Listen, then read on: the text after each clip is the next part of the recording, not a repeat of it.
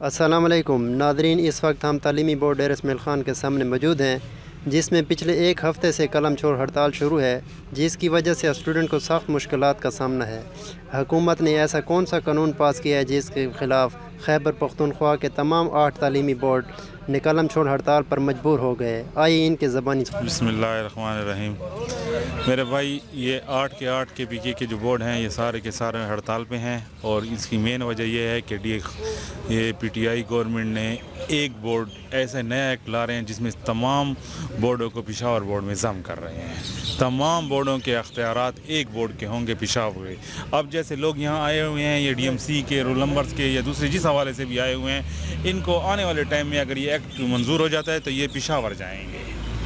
तो हम इस चीज़ पे एहतजाज में हैं कि यार हर ज़िले में जैसे कि 8 बोर्ड बने हैं, इनको अपने अख्तियारात में रहना चाहिए ना।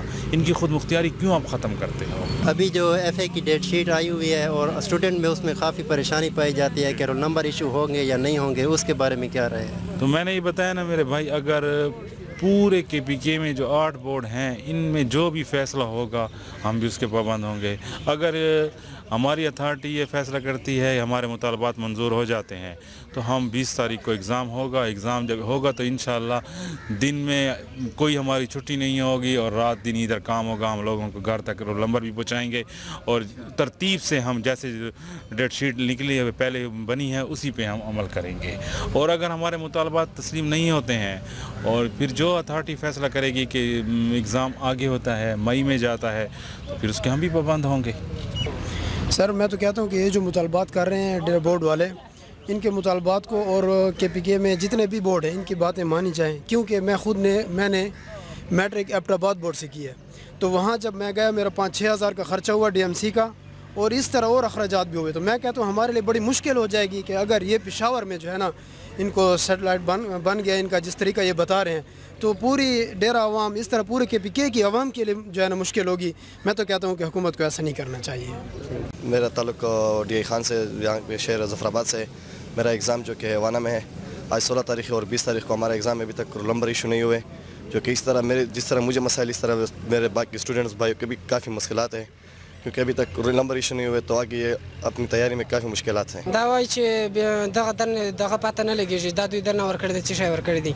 اوس موږ ته دا پته نه لګي که په 19 تاریخ باندې دوی دا درنه ختم کړه، او په 20 تاریخ دوی اګزام و، موږ به بیا دا رول نمبر پسې واڼه ته جو، بیا به حال چینج کولو پوښتنه، یوه شي پوښتنه به کوو، بل شي پوښتنه، ولې به اګزام راشي، پیپر به بیا موږ پیپر ورکوو که به دا حال پوښتنه کوو، رول نمبر به له کوم ځای نه اخلو. میں بھی ٹیچر ہوں، ملگری استاذان ڈسٹرکٹاں کی صدر بھی ہوں۔ یہ دیکھو نا، جو دیہاتوں سے بھی آئی ہے، علاقوں سے بھی آئے، ان کو اتنی تکلیف ہے، نہ ابھی تک ان کو رول نمبر ایشو یہ ہوئے۔ ہم تو کہہ رہے ہیں کہ ڈسٹرکٹ لیول پر یہ بورڈ ہونی چاہیے تاکہ ہر ایک کو یہ سہولت میسر ہو۔ ہم تو اس کی حمایت بھی کریں، آپ ان کو تکلیفوں کو بھی دیکھو، بچے بھی پریشان ہیں، والدین بھی پریشان ہیں، استاد بھی پریشان ہیں، یہ کیا ہو رہا ہے؟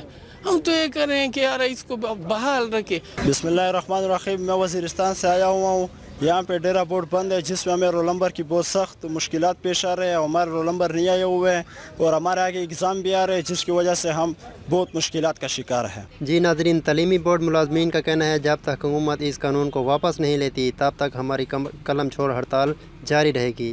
اس ہڑتال کی وجہ سے انٹرمیڈیٹ کے امتحانات جو کہ 20 اپریل سے شروع ہو رہے تھے وہ بھی ملتوی ہو سکتے ہیں۔ کیمرہ ٹیم کے ساتھ محمد مشتاق، اپنا ڈیرا نیوز، ڈیرا اسماعیل خان۔